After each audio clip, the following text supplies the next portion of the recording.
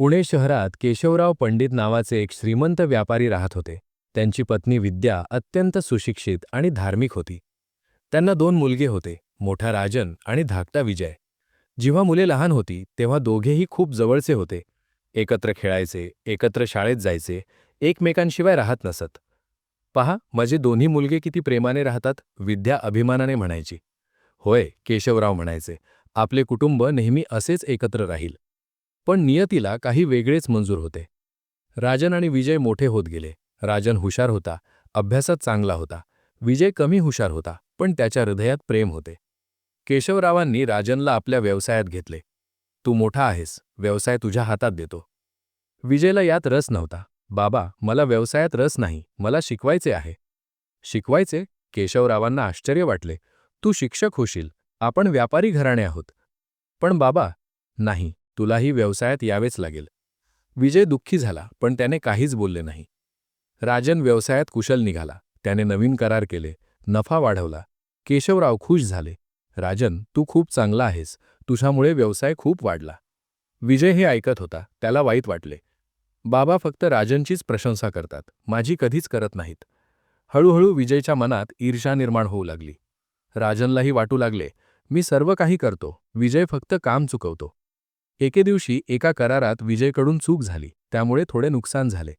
राजनने बाबांना सांगितले, बाबा, विजयमुळे आपले 10,000 रुपये नुकसान झाले. केशवरावांनी विजयला फटकारले, तू नालायक आहेस, तुझ्यामुळे नुकसान होते. विजय काहीच बोलला नाही, पण त्याच्या मनातील दुःख वाढत गेले. 2 वर्षांनंतर केशवरावांचे अचानक निधन झाले. हृदयविकाराचा झटका आला आणि ते गेले. घरात शोककळा पसरली. राजन आणि विजय दोघेही रडत होते. बाबा गेले, विजय रडत म्हणाला. विद्यालाही फार दुःख झाले, पण तिने धीर धरला. मुलांनो, आता तुम्हाला एकमेकांना सांभाळावे लागेल. एकत्र रहा. पण संपत्तीच्या वाटणीनंतर भावांमध्ये फूट पडली. वकिलाने केशवरावांची मृत्यूपत्र वाचली. मी माझी संपत्ती माझ्या दोन्ही मुलांमध्ये समान भागांत वाटतो. राजनला हे आवडले नाही. समान भाग? मी सगळे काम करतो आणि विजय काहीच करत नाही, मग आम्हाला सारखे का? पण राजन, विद्या म्हणाली, तुमचे वडील असेच म्हणाले आहेत. मला परवा नाही, मला जास्त भाग हवा. विजय शांत होता. दादा, मला काही नको, तुम्ही सगळे घ्या. नाही, विद्या ठामपणे म्हणाली, वाटणी न्याय्यच होईल. पण या वाटणीमुळे भावांमधील अंतर वाढत गेले. संपत्ती वाटून झाल्यावर राजन आणि विजय वेगवेगळे राहू लागले. राजनने एक मोठे घर घेतले, विजयने एक साधे घर घेतले. राजनचे लग्न झाले मंजुला नावाच्या श्रीमंत घराण्यातील मुलीशी. मंजुला अहंकारी होती. तुझा भाऊ विजय खूप गरीब आहे, ती राजनला म्हणायची. त्याच्याशी संबंध ठेवू नकोस. तू बरोबर म्हणतेस, तो नालायक आहे. विजयचेही लग्न झाले सरस्वती नावाच्या साध्या मुलीशी. सरस्वती भक्तिमती आणि प्रेमळ होती. तुमचा भाऊ तुम्हाला भेटतो का? विजय सरस्वतीला विचारायची. नाही, त्याला माझी गरज नाही. पण तो तुमचा भाऊ आहे, फक्त रक्ताचा, मनाचा नाही. आईची व्यथा. विद्या हे सगळे पाहत होती. तिचे हृदय फाटत होते. माझी दोन्ही मुले एकमेकांपासून दूर गेली, ती रडत म्हणायची. कुठे चूक झाली? ती राजनला भेटायला जायची. राजन, तू विजयला का भेटत नाहीस? आई, त्याच्याकडे वेळ नाही. खोटे बोलू नकोस, तुलाच वेळ नाही. राजन चिडायचा. आई, माझे काम आहे, मला वेळ नाही. विद्या निराश होऊन परत येत असे. ती विजयलाही भेटायची. विजय, तू दादाला का भेटत नाहीस? आई, त्याला माझी गरज नाही. पण तो तुमचा भाऊ आहे, फक्त नावापुरता. विद्या फार दुःखी होत होती. काही वर्षांनी एक घटना घडली. राजनच्या व्यवसायाला आर्थिक अडचणी आल्या, त्याला कर्जाची गरज होती. त्याचवेळी विजयला एका शाळेत मुख्याध्यापक पदाची नोकरी मिळाली होती. त्याची आर्थिक स्थिती सुधारली होती. एके दिवशी विद्या राजनला म्हणाली, राजन, तुला पैशांची गरज आहे, विजयला विचार. विजयला? राजन रागाने म्हणाला, मी त्या भिकाऱ्याला कधीच विचारणार नाही. पण तो तुझा भाऊ आहे. नाही, तो माझा भाऊ नाही, मला त्याची मदत नको. राजनने बँकेतून मोठ्या व्याजाने कर्ज घेतले. विजयला या गोष्टीची कल्पना मिळाली. तो राजनला भेटायला गेला. दादा, मी ऐकले की तुम्हाला पैशांची गरज आहे, मी मदत करू शकतो. मला तुझी मदत नको, राजन ओरडला. निघ इथून. विजय दुःखाने परत आला. त्या दिवसापासून दोन्ही भावांमधील संवाद पूर्णपणे बंद झाला. विद्याचे आरोग्य बिघडू लागले. मुलांच्या भांडणाचा ताण, एकटेपणा यामुळे ती आजारी पडली. एके दिवशी तिला हृदयविकाराचा सौम्य झटका आला. तिला रुग्णालयात दाखल करण्यात आले. राजन आणि विजय दोघेही रुग्णालयात आले, पण वेगवेगळ्या वेळी. राजन सकाळी आला. आई, तू बरी होशील, घाबरू नकोस. विजय संध्याकाळी आला. आई, मी तुझी काळजी घेतो, तू बरी होशील. पण दोन्ही भाऊ एकमेकांना भेटत नसत. एक यायचा तर दुसरा जायचा. विद्याने हे लक्षात घेतले. तिने दोघांना एकत्र बोलावण्याचे ठरवले. 10व्या दिवशी विद्याने राजन आणि विजय दोघांनाही एकत्र बोलावले. मुलांनो, ती कमकुवत आवाजात म्हणाली, माझे आता जास्त दिवस नाहीत. नाही आई, दोघेही ओरडले. ऐका मला, मी मरण्यापूर्वी एक गोष्ट पाहू इच्छिते. तुम्ही दोघे पुन्हा एकत्र यावेत. राजन गप्प राहिला. विजयही काहीच बोलला नाही. तुम्ही लहान असताना किती प्रेमाने राहत होतात. काय झाले तुम्हाला? आई, राजन म्हणाला, विजय नालायक आहे. मी नालायक? विजय रागाने म्हणाला. तू अहंकारी आहेस. बस, विद्या ओरडली, तिच्या कमकुवत अवस्थेतही. मला तुमचे भांडण ऐकायचे नाही. मला फक्त तुमचे प्रेम पाहायचे आहे. ती रडू लागली. दोन्ही भाऊ गप्प झाले. आईला रडताना पाहून त्यांना वाईट वाटले. मी तुमच्या वडिलांना वचन दिले होते, विद्या म्हणाली, की मी तुम्हाला एकत्र ठेवीन. पण मी ते वचन पाळू शकले नाही. तिचे डोळे बंद झाले. ती थकली होती. डॉक्टरांनी सांगितले, तिला आराम हवा आहे. तुम्ही आता जा. राजन आणि विजय बाहेर आले, पण त्यांनी एकमेकांशी काहीही बोलले नाही. त्या रात्री राजन घरी आला. तो खूप अस्वस्थ होता. मंजुला, तो पत्नीला म्हणाला, आईची प्रकृती खूप गंभीर आहे. तर काय करणार? मंजुला उदासीनपणे म्हणाली, तू अशी का बोलतेस? ती माझी आई आहे. मला माहीत आहे, पण तू काय करू शकतोस? राजन रागाने खोलीत गेला. त्या रात्री त्याला एक स्वप्न पडले. एक दिगंबर संत त्याच्यासमोर उभे होते. त्यांचे डोळे दयाळू होते. राजन, ते म्हणाले. तुम्ही कोण? राजनने विचारले. मी स्वामी समर्थ. तुझी आई तुझ्यासाठी रडते. तुझा भाऊ तुझ्यासाठी तळमळतो. पण तू अहंकाराने आंधळा झाला आहेस. पण, राजन म्हणाला, द्वेष सोड, अहंकार सोड, अक्कलकोटला ये, आम्हाला भेट. राजन जागा झाला. तो घामाघूम झाला होता. फक्त स्वप्न होते, त्याने स्वतःला सांगितले. पण त्याच रात्री विजयलाही तेच स्वप्न पडले. दुसऱ्या दिवशी सकाळी दोन्ही भाऊ रुग्णालयात आले.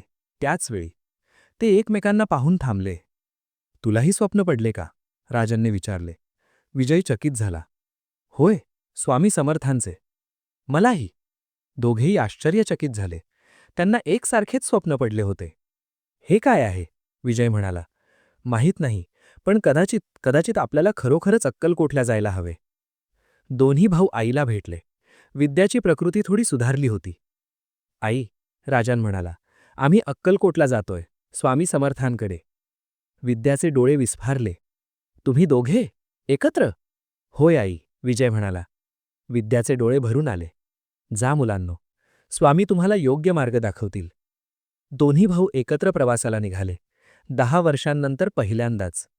बसमध्ये ते शेजारी बसले होते, पण बोलत नव्हते. दोघांमध्ये अजूनही थोडा कडवटपणा होता. हे किती विचित्र आहे, राजनने मनात विचार केला. आपण एकत्र प्रवास करतोय पण बोलत नाही. विजयही तेच विचार करत होता. काही तास गेले. मग राजनने शांतता मोडली. विजय म्हणाला, तुला आठवते का, आपण लहान असताना एकदा पतंग उडवायला गेलो होतो? विजयला आठवले. होय, मी पतंग गमावली होती आणि तू मला दुसरी दिली होतीस. होय, राजन बऱ्याच वर्षांनंतर हसला. आणि तुला आठवते जेव्हा तुला शाळेत मार पडला होता? मी तुझ्यासाठी लढलो होतो. होय, तू माझ्यासाठी 3 मुलांशी लढलास. दोघे हसले. थोड्या वेळाने राजन गंभीर झाला. विजय, आपण कुठे चूक केली? माहीत नाही दादा. कधी सुरुवात झाली हे लक्षातच आले नाही. मी अहंकारी झालो, राजन म्हणाला. मला वाटायचं मी सर्वश्रेष्ठ आहे. आणि मला ईर्ष्या वाटायची, विजय म्हणाला. तुझ्या सशसाची. पण आपण भाऊ आहोत.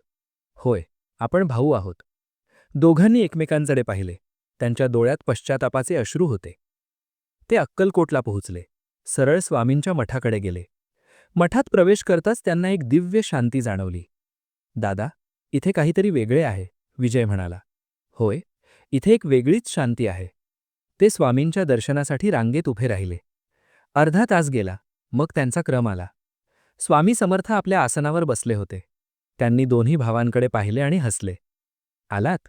स्वामी म्हणाले. स्वामी, दोघेही एकसारखे म्हणाले आणि त्यांच्या पायांवर पडले. स्वामींचे शब्द. उठा, स्वामींनी सांगितले. दोघे उठले. तुम्हाला काय हाले? स्वामींनी विचारले. राजन बोलणार होता पण विजय आधी बोलला. स्वामी, आमची आई आजारी आहे, तिला बरे करा.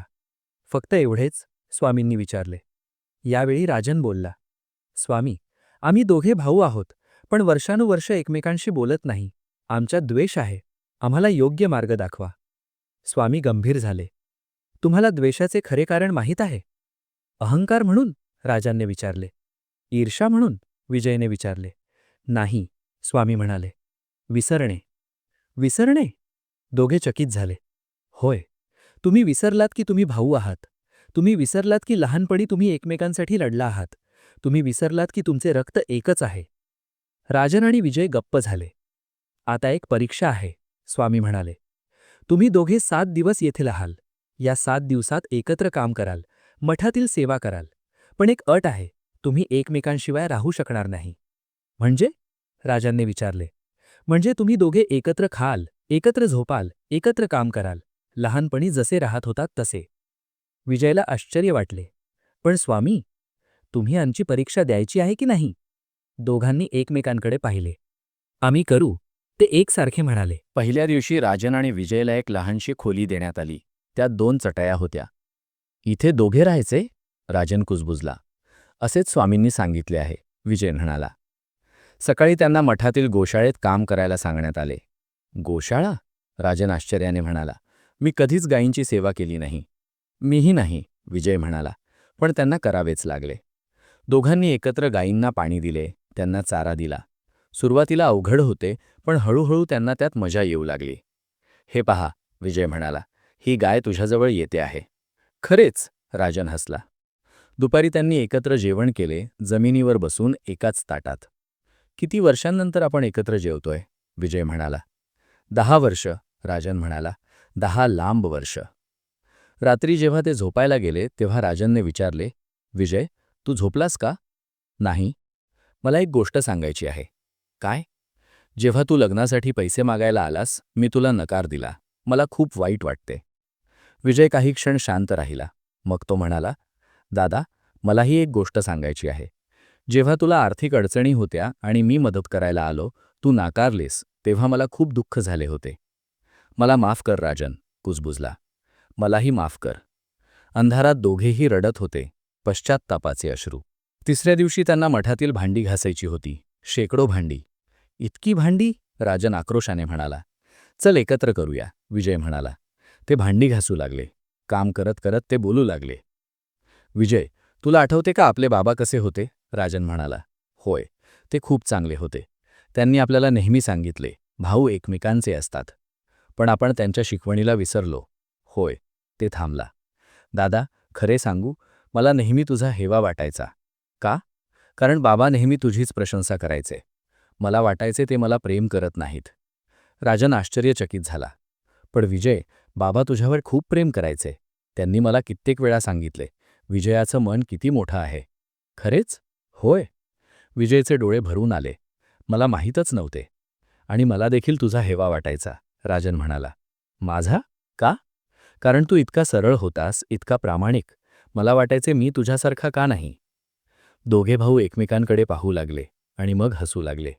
आपण किती मूर्ख होतो, राजन म्हणाला. खरोखरच, विजय म्हणाला. त्यांनी एकमेकांना मिठी मारली. 10 वर्षांनंतरची पहिली मिठी. 5व्या दिवशी ते मठाच्या बागेत काम करत होते. झाडे लावत होते. दादा, तुला आठवते का आपण लहान असताना एक झाड लावले होते? विजय म्हणाला. होय, बाबांच्या बागेत, आंब्याचं झाड. ते अजूनही आहे का? नाही. जेव्हा आपण घर विकले तेव्हा. दोघेही दुःखी झाले. चल, आपण इथे एक झाड लावूया, आपल्या भावंडाच्या प्रेमाची आठवण म्हणून. छान विचार आहे. त्यांनी एकत्र एक आंब्याचे रोप लावले. स्वामी समर्थ हे पाहत होते आणि हसत होते. 7वा दिवस आला. आता राजन आणि विजय पूर्णपणे बदलले होते. ते पुन्हा लहानपणीसारखे भाऊ बनले होते. ते स्वामींना भेटले. स्वामी, राजन म्हणाला, आम्ही समजलो. आम्ही विसरलो होतो की आम्ही भाऊ आहोत, पण आता आम्हाला ते आठवले आहे. आम्ही पुन्हा एकत्र आहोत आणि आता कधीच वेगळे होणार नाही. स्वामी समर्थांनी त्यांच्या डोक्यावर हात ठेवला. चांगले, आता घरी जा. तुमची आई तुमची वाट पाहत आहे. आणि हो, ती बरी झाली आहे. बरी झाली? दोघेही एकसारखे ओरडले. होय, तुमच्या प्रेमाने तिला बरे केले. आईला स्वतःच्या मुलांचे प्रेम पाहायचे होते. आता ते तिला मिळाले. राजन आणि विजय एकत्र घरी आले. ते थेट रुग्णालयात गेले. विद्या खोलीत बसली होती. आता ती बरी झाली होती. तिने दोन्ही मुलांना पाहिले, एकत्र, हसत, एकमेकांचा हात धरून. माझी मुले, ती रडत म्हणाली. राजन आणि विजय धावत गेले आणि तिला मिठी मारली. आई, आम्ही परत आलो, राजन म्हणाला. आम्ही पुन्हा भाऊ झालो, विजय म्हणाला. विद्याचे डोळे आनंदाश्रूंनी भरले. स्वामी समर्थांची कृपा, माझी प्रार्थना ऐकली. घरी आल्यावर राजनने मंजुलाला सांगितले, मंजुला, आजपासून विजय आणि सरस्वती आपल्याबरोबर राहतील. काय? मंजुला आश्चर्याने म्हणाली. होय, आम्ही एक कुटुंब आहोत. मंजुलाला हे आवडले नाही, पण तिने काहीच बोलले नाही. विजयने सरस्वतीला सांगितले, आपण दादांच्या घरी जाणार आहोत. खरेच? सरस्वती आनंदाने म्हणाली, मला तुमच्या दादांना भेटायचे होते. दोन्ही कुटुंबे एकत्र राहू लागली. सुरुवातीला थोड्या अडचणी आल्या, पण हळूहळू सगळे एकत्र होऊ लागले. राजन आणि विजयने त्यांचे व्यवसाय एकत्र केले. भाऊ ब्रदर्स असे त्यांनी नाव ठेवले. 5 वर्ष गेली. भाऊ ब्रदर्स आता एक यशस्वी व्यवसाय बनला होता. पण यावेळी यश स्वार्थाने नव्हे, तर प्रेमाने आणि एकतेने मिळाले होते. राजन आणि मंजुलाला एक मुलगा झाला. त्यांनी त्याचे नाव समर्थ ठेवले. विजय आणि सरस्वतीला एक मुलगी झाली. त्यांनी तिचे नाव भक्ती ठेवले. दोन्ही मुले एकत्र मोठी होत होती, अगदी राजन आणि विजयप्रमाणे. एके दिवशी समर्थने, 5 वर्षांचा, भक्तीला 4 वर्षांची विचारले, तू माझी बहीण आहेस का? होय, भक्ती म्हणाली. मग आपण नेहमी एकत्र राहू? होय, नेहमी. हे ऐकून राजन आणि विजयचे डोळे भरून आले. दादा, विजय म्हणाला, आपली मुले आपल्यापेक्षा हुशार आहेत. त्यांना आपल्यासारखी चूक कधीच होणार नाही. होय, राजन म्हणाला, कारण आपण त्यांना प्रेमाची आणि एकतेची शिकवण देतोय. 10 वर्षांनी राजन, विजय आणि त्यांची संपूर्ण कुटुंबे परत अक्कलकोटला गेली. स्वामी समर्थांना भेटले. स्वामी, राजन म्हणाला, आम्ही परत आलो, तुमचे आभार मानायला. तुम्ही आमचे जीवन बदलले, विजय म्हणाला. स्वामी हसून म्हणाले, आम्ही काहीच केले नाही, फक्त तुम्हाला आठवण करून दिली, तुम्ही भाऊ आहात. आम्ही ते कधीच विसरणार नाही, दोघे म्हणाले. स्वामींनी समर्थ आणि भक्तीला बोलावले. तुम्ही दोघे, स्वामी म्हणाले, तुमचे वडील भाऊ आहेत, तुम्हीही भावंड आहात. नेहमी एकत्र राहा, प्रेम करा, कधीच भांडू नका. नाही, स्वामी, दोन्ही मुले एकत्र म्हणाली. स्वामींनी सगळ्यांना आशीर्वाद दिला.